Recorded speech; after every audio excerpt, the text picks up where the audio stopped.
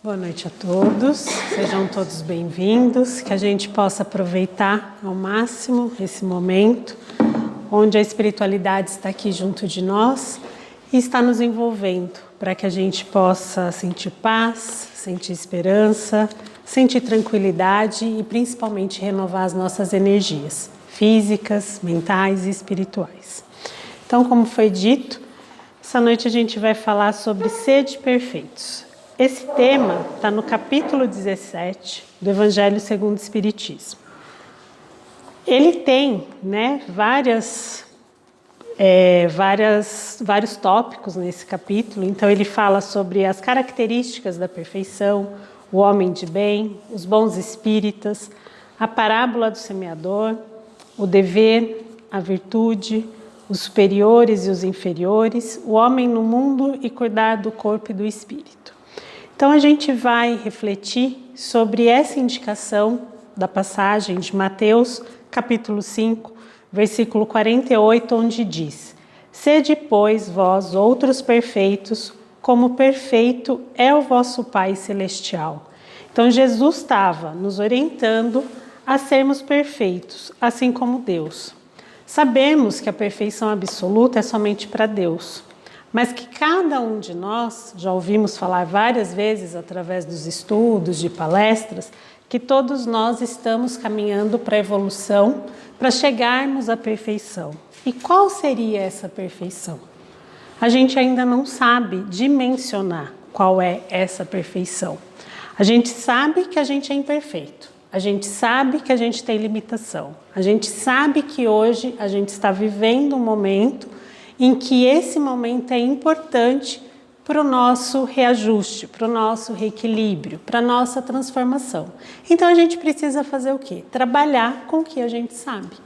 Aquilo que a gente não sabe, qual seria a perfeição, que Jesus nos colocou aqui, quando que ela chegará para cada um de nós, é algo que a gente ainda não tem como dimensionar. Então não tem como a gente ficar focado somente nisso, mas sim naquilo que hoje está ao alcance de cada um de nós. Então a gente sabe que fomos criados simples e ignorantes, ou seja, todo mundo criado igualmente pelo mesmo Deus, pelo mesmo Pai, ofertando a cada um de nós as mesmas oportunidades.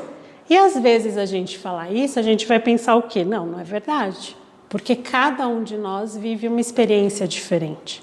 Cada um de nós tem aflições, tem alegrias diferentes. Então, como que a gente tem as mesmas oportunidades? As mesmas oportunidades no sentido de que todos nós temos oportunidade de viver melhor, de aprender, de conhecer os ensinamentos de Jesus, de conhecer as leis imutáveis de Deus. Então, isso é para todos. Como cada um de nós vai se deparar com isso, vai aceitar, vai vivenciar, aí sim é diverso.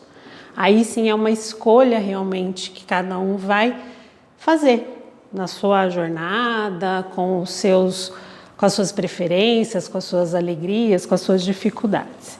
E quando Jesus falou para a gente ser perfeito, como Deus é perfeito, Ele fez isso para quê? Para nos incentivar. Porque muitas vezes a gente, hoje, consciente que a gente não tem perfeição, consciente das nossas fragilidades, dos nossos vícios, dos nossos maus comportamentos, muitas vezes a gente faz o quê? A gente abre mão. Abre mão de tentar melhorar. Abre mão de se esforçar a mudar um determinado comportamento.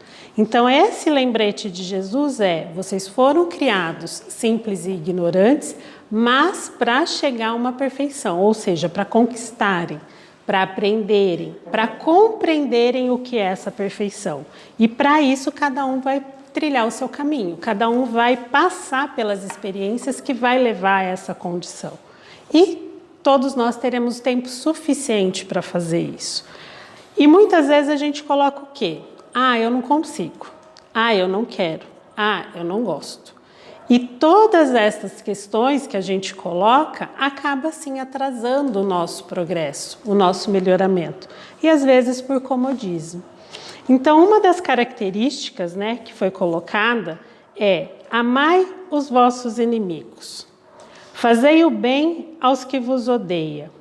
Orai por aqueles que vos perseguem e vos caluniam. Só esses 3 pontos, se a gente for ficar refletindo profundamente neles, vamos perceber o quão difícil é de colocá-los em prática no nosso dia a dia. O primeiro, de pedir para a gente amar os nossos inimigos, é muito difícil ainda para a gente. Por quê? Porque a gente não consegue ter essa relação simples de aceitar as pessoas. Não precisa nem ser um inimigo, não precisa ser alguém que faça algo diretamente contra nós ou que tenha, né, algum conflito direto conosco. Uma pessoa que pensa diferente, uma pessoa que às vezes torce para um time diferente, uma pessoa que gosta de uma comida diferente. Quantas vezes essas divergências de gostos passageiros que a gente vem a ter já são causa suficiente para a gente querer distância de alguém. Então imagine amar um inimigo, né? Se às vezes a gente não consegue amar nem aqueles que são bons. Porque a questão do amar, muitas vezes a gente coloca ela numa situação do quê? De interesse, do bem que eu vou receber com esse amor, que não é um amor no caso, né? Com esse sentimento. Então, eu me aproximo das pessoas conforme o que eu recebo delas. Seja atenção, seja algo material, seja a pessoa que te aceita, né, que não te contradiz, que não te coloca muitas vezes para pensar, te questionando alguns comportamentos, porque às vezes a gente quer estar perto das pessoas, como a gente diz, passa a mão na nossa cabeça. E aqueles que vêm, puxam a nossa orelha, chamam a nossa atenção, olha e fala assim, nossa, mas isso que você está fazendo, você já parou para ver aonde isso vai te levar? Às vezes a gente sai correndo dessas pessoas. Por quê? Porque isso mexe no nosso íntimo. Isso mexe para que a gente olhe para a gente, para que a gente se conheça, para que a gente reconheça quem nós somos. Então, essas características para a gente chegar a essa perfeição não são fáceis de ser vivenciada. E muitas vezes a gente vai pensar, essa perfeição, como o nosso Pai Celestial é perfeito, a gente não vai alcançar. A gente não fomos criados para chegar a essa perfeição, mas sim uma perfeição relativa. E o que então significa essa perfeição? Eu fui pesquisar na teologia, o conceito de perfeição é realmente a gente conseguir transpor e melhorar a parte moral. Então, tudo a ver com aquilo que a gente busca, com aquilo que a gente vivencia dentro da doutrina espírita através dos ensinamentos de Jesus.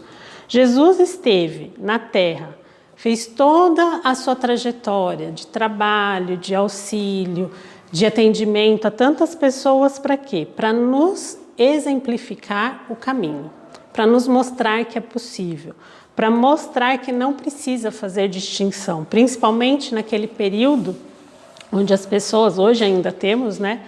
Naquele período tínhamos muito mais, essa questão de classes, de grupos de pessoas em que um não frequentava o mesmo lugar do que o outro, onde que aquela pessoa já era mal vista só por ela ter nascido em determinada região. Então, tudo isso ele veio mostrar que o quê? Era perda de tempo. Quanto mais a gente prolongar com esses hábitos, com esses costumes, mais distantes da perfeição a gente vai estar. E estando distante da perfeição, o que a gente vai ter? Dor, sofrimento, tristeza, mágoa.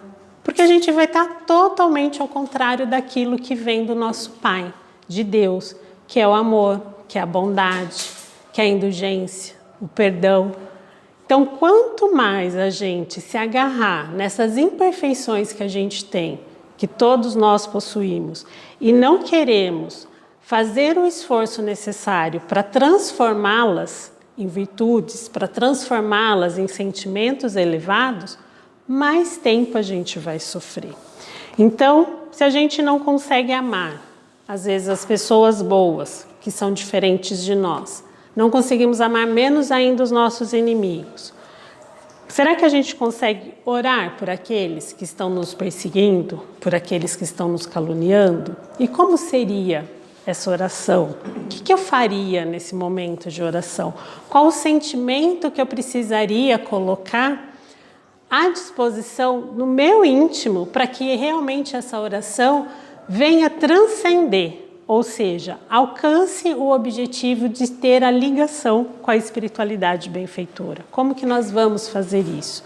Então precisa primeiramente ter sinceridade, de reconhecer muitas vezes o sentimento que você tem com aquela pessoa ou com aquela situação e abrir essa conversa sincera e franca com a espiritualidade, com Jesus, com Deus, para que a partir dessa conversa, a partir desse reconhecimento dos seus sentimentos, das suas condições, você realmente consiga entender o que você precisa mudar.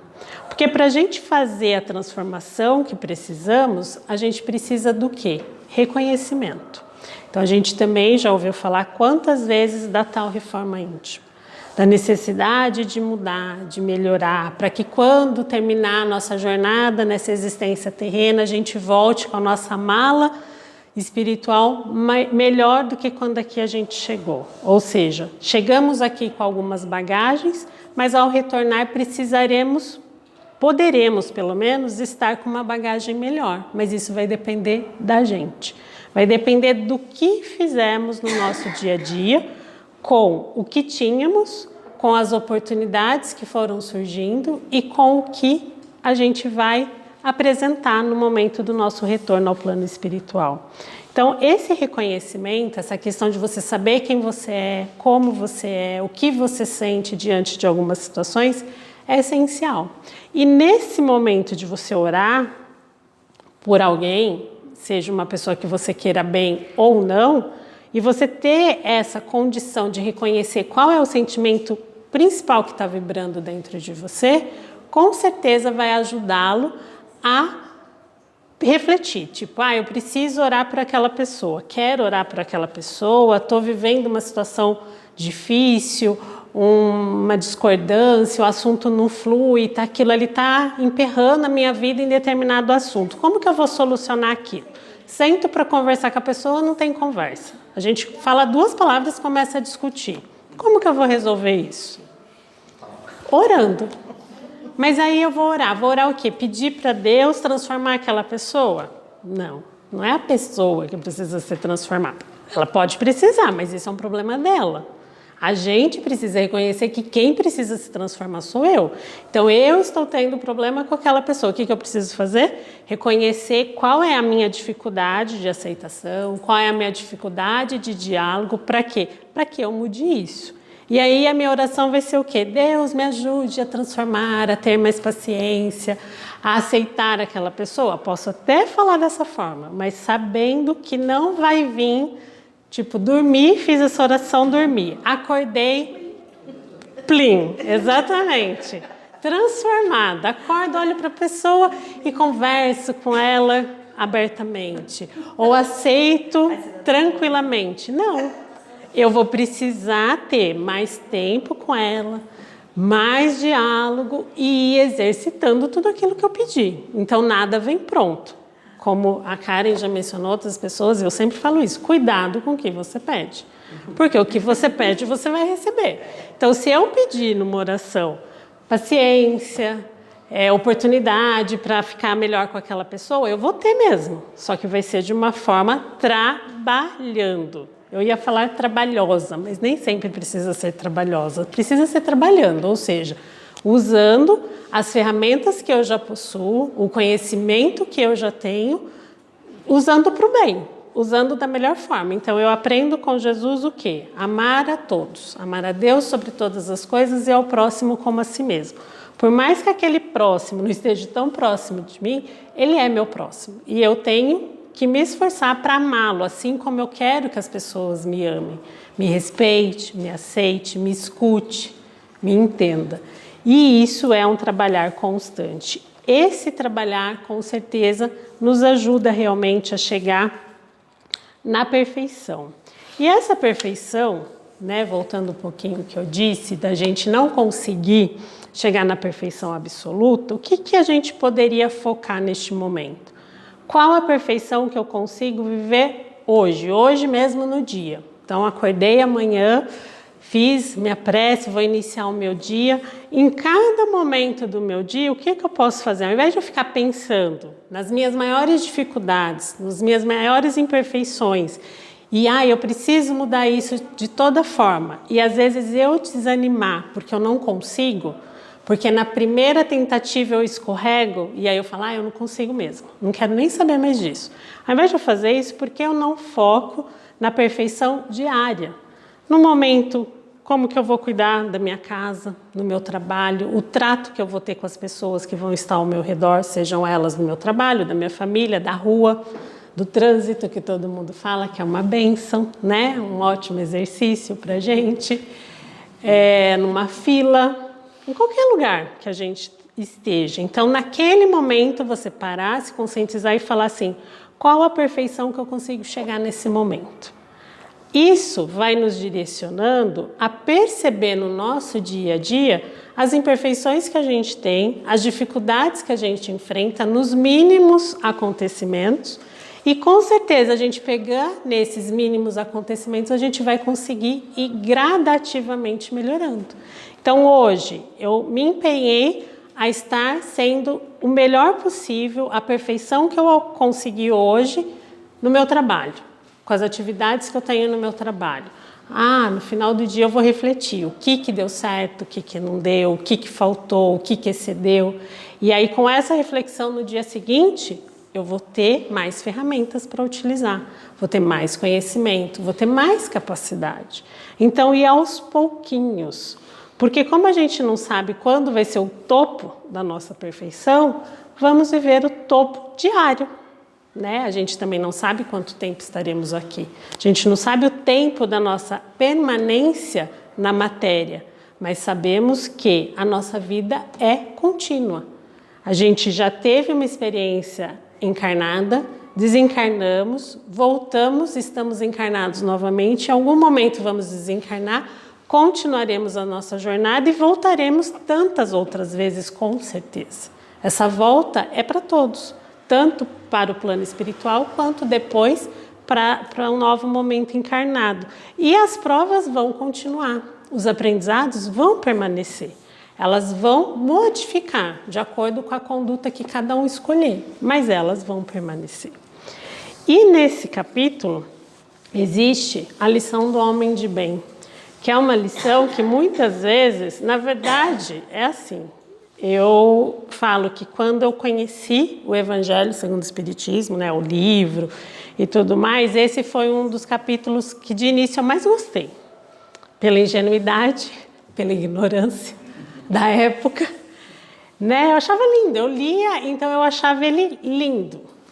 Aí a primeira vez que eu recebi a oportunidade de estudar ele, que foi no Encontro Espírita no Rio de Janeiro, aí a gente foi estudar esse homem de bem. Aí eu comecei a ficar depressiva de início, porque ele vai falando, o início dele é: o verdadeiro homem de bem é o que cumpre a lei de justiça, de amor e de caridade na sua maior pureza.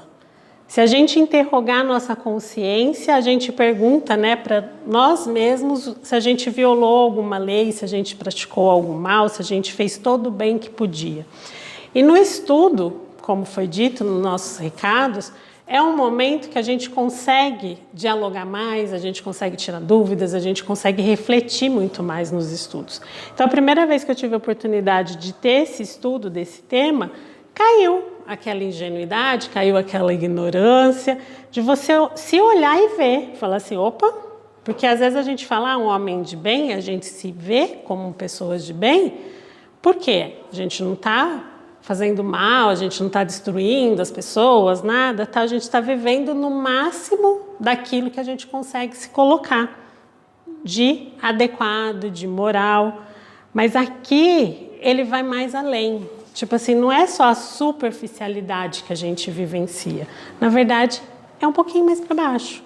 É tipo sair desse comodismo que muitas vezes a gente se coloca e falar, tudo bem, você não fez mal para ninguém hoje. Tá bom, fez todo o bem que podia? Ou ignorou alguém que estava te chamando e você acha aquela pessoa um pouco chata, uma conversa sempre cansativa e aí você virou as costas para ela. Talvez você não fez então todo o bem que podia. Às vezes aquela pessoa precisava da sua atenção, do seu ouvido ou do seu abraço. E aí você não se colocou à disposição naquele momento. E aí com essas colocações, né, do homem de bem, a gente vai percebendo que todo dia a gente pode ir além. A gente precisa, na verdade, ir além se a gente realmente quer ser uma pessoa do bem, se realmente a gente quer ser cristão. Quando a gente ouve e fala assim, antes de tomar uma decisão ou de ter uma atitude com alguém, dependendo da situação, pense o que Jesus faria. Primeiro que a gente foge desse pensamento muito rápido, porque normalmente a gente vai distante daquilo que Jesus faria e vai mais para aquilo que a gente está habituado a fazer, né? O nosso comportamento habitual.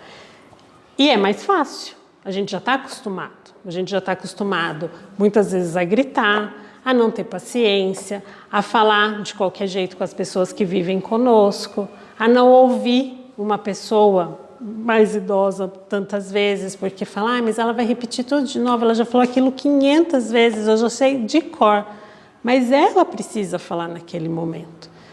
Então, quantas vezes a gente vai precisar olhar e ver o que você fez de bom? Como você fez? Você fez o seu melhor? Você fez com excelência, né? No campo profissional, as pessoas usam esse termo, né? De fazer atividade com excelência. E aí, muitas vezes nessa parte profissional, a gente se dedica, porque tem a questão monetária. Quanto mais você for excelente no seu trabalho, mais você é visto, mais você é promovido, mais você é colocado ali de uma forma que isso vai render para você materialmente. Ótimo, estamos na matéria, precisamos da matéria. Quanto melhor a gente puder viver aqui, ter uma condição digna para se alimentar, para sobreviver, para moradia, é ótimo, isso não tem problema nenhum. Mas, ao mesmo tempo que profissionalmente a gente tem esse quesito, moralmente, espiritualmente, a gente tem muito mais. Porque o período profissional é muito pequeno na nossa trajetória e ele é somente uma parte. Agora, essa excelência, em sermos excelentes em tudo que a gente realiza, vai muito além. E existem também pessoas, espíritos, também ao nosso redor, nos visualizando constantemente. Então, se eu busco viver o meu dia com excelência, praticando o bem, praticando a caridade, buscando controlar os meus impulsos inferiores, né, os meus instintos, muitas vezes, que eu não controlo. A espiritualidade benfeitora está vendo o meu esforço, a minha persistência, a minha tentativa, e eles vão continuar me amparando e me ajudando para que eu mais consiga. Ao contrário, também acontece. Quanto menos eu me esforço para domar esses instintos, para controlar as minhas imperfeições, para modificar o meu comportamento, a espiritualidade inferior também está me visitando, também está me vendo.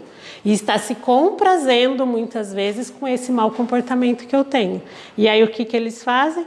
Viram meus amigos íntimos, me acompanham, ficam ali querendo, né, vibrar na mesma energia, e isso faz com que eu tenha que me esforçar ainda mais. Porque além das minhas próprias imperfeições, eu estou munida com amigos espirituais, vibrando mais ainda essas mesmas imperfeições, me ajudando mais ainda a não sair dessa zona de sentimentos, de vibrações pesadas, de pensamentos muitas vezes equivocados. E aí o trabalho é maior. Então o que eu preciso fazer? Estar vigilante, estar atenta em cada momento do meu dia o que eu estou alimentando. Se são palavras boas, se são pensamentos bons. Hoje, devido, né, a palestra, a você saber que você está aqui na casa, mas não é só hoje, é sempre que a gente tem que fazer. Mas hoje aconteceu um fato justamente disso. As pessoas começarem a falar um determinado assunto que não tinha proveito nenhum, moralmente, para ninguém, nem para quem estava falando, nem para mim que estava ouvindo, e insistiram na questão de uma opinião minha. Eu falei, eu não vou opinar em nada. Nossa, eu falei, não quero falar sobre esse assunto, eu não quero opinar. Por quê? Porque eu quero cuidar dos meus pensamentos, principalmente no dia de hoje. Aí eu fiz isso hoje, porque eu estava ali focada num propósito. Será que amanhã eu vou ter esse mesmo foco? Ou será que amanhã eu vou acordar mais relaxada? Tipo, não vou no centro, já fiz a palestra, todo mundo ouviu, e aí eu já vou viver minha sexta-feira de uma forma diferente. Se eu fizer isso, eu sou muito tola. Porque se eu conseguir hoje, por que eu não posso conseguir amanhã também? Não estou dizendo que eu vou fazer, gente. Eu estou dizendo que se eu não fizer, eu sou tola. Mas eu posso ser. Então, é algo que, se você percebeu que hoje você conseguiu, que você teve um comportamento melhor, que você teve uma atitude melhor, por que não insistir no dia seguinte? Por que tirar folga desses momentos de melhoria, de empenho, de transformação? É algo que só a gente pode fazer por nós mesmos. Então, no Homem de Bem, quem quiser, lê em casa, no capítulo 17, começa no item 3, ele vai relatar muitas coisas mesmo, para a gente poder compreender quais são essas características, quais são as melhoras que a gente precisa ter no nosso dia a dia, no nosso comportamento, na nossa vivência como um todo. E aí ele segue falando que os bons espíritas se encontram em todas essas características do homem de bem, fazendo o quê? Vivendo como um verdadeiro cristão. Ou seja, todos nós espíritas somos cristãos, por mais que algumas pessoas não acreditam nisso, não nos vejam dessa forma, nós somos, porque o nosso exemplo, o nosso guia é Jesus. Então, o que a gente busca é esses ensinamentos. Só que não adianta a gente buscar da boca para fora, ou dos olhos para fora, ou seja, lendo, né, ou ouvindo alguma coisa, e na hora da prática fazer ao contrário. Se ele é nosso exemplo, se ele é nosso guia, vamos segui-los. Ele nos convidou já há muito tempo para segui-lo, para acompanhar, para partilhar com ele dessa seara divina, dessa seara de trabalho, de luz. E aqui na Casa Espírita a gente tem essa oportunidade. A gente tem a oportunidade desse trabalho, a gente tem a oportunidade de conhecimento. Todas as quintas-feiras a gente tem palestra. Todas as quintas-feiras tem alguém que se preparou com um tema para estudar, para trazer uma reflexão para cada um de nós. E essas palestras, os estudos que a gente realiza aqui na casa, são ótimas ferramentas para o nosso aprimoramento. E todos nós podemos, além do que a gente vivencia aqui na nossa casa, fazer isso na nossa casa mesmo, no lar onde a gente vive, com quem a gente vive, no trabalho onde a gente está, na rua, o quê? Buscar esse pensamento, né? O que Jesus faria se ele tivesse ali naquele momento, naquela reunião, naquele momento do nosso trabalho, naquele problema que a gente precisa resolver, naquele sonho que a gente quer realizar, o que ele faria, como que ele faria? Se ele estivesse aqui na nossa frente e a gente colocasse alguma situação para ele, qual palavra ele iria usar? Porque tantas vezes ele ensinou de uma forma que ele abrangia todos ali, cada um com seus problemas, cada um com as suas individualidades. Por quê? Porque ele transcendia o particular, muitas vezes o egoísmo. Porque se eu chegar a pensar em Jesus aqui conversando com a gente e fizer só as minhas perguntas, só os meus questionamentos, das minhas dores, dos meus problemas, das minhas dúvidas, dos meus medos, e ele responder isso só para mim, talvez não vai servir para nenhum outro de vocês. Mas ele, mesmo eu fazendo a pergunta, no livro Jesus no Lar sempre tinha essas exemplificações, ele sabia o que cada um aqui estava precisando. Então ele aproveitava aquela pergunta, aquele momento de palestra para quê? Para tocar no coração de todos nós. E ele continua fazendo isso. A gente pode não estar vendo Jesus fisicamente, mas ele está junto de nós a todo momento, desde que a gente queira e que a gente aceite e que a gente confie. Então, se a gente despertar as nossas dúvidas, os nossos medos, as nossas aflições e direcionar ele através de uma prece, de um pensamento elevado e acalmar o nosso íntimo, nossos pensamentos, o nosso corpo, a gente vai sentir o que ele tem para nos dizer. E além disso, além do sentir, a gente tem onde buscar os seus ensinos, as parábolas, as mensagens, tanto nas obras espíritas quanto na Bíblia, em tantos outros livros que a gente tem psicografado com mensagens maravilhosas de ensinamento para a gente. Então as ferramentas a gente tem. Como a gente vai utilizar ela é a escolha de cada um. No estudo que a gente fez ontem, estava falando sobre a mediunidade, mas aí usou um exemplo do quê? De uma enxada.